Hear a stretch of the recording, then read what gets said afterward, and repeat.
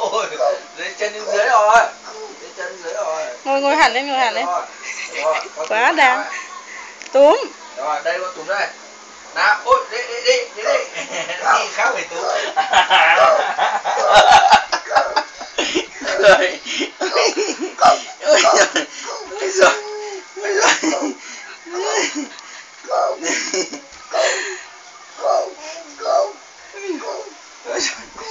Quay lại đây. Bon này, bon quay lại. Nào.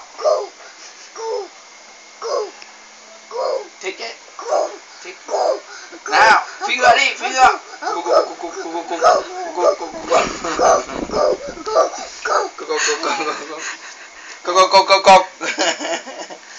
Chết chưa? Bảo người ta không dám ngồi đi.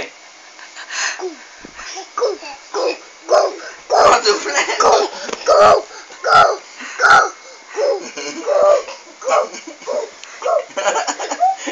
Cười càng cười. Ôi chị mệt rồi, mệt quá. Ano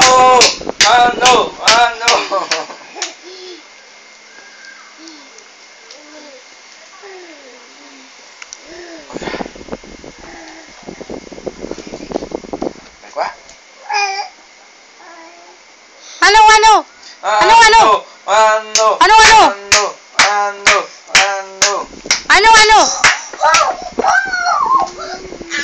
Áo đau chân.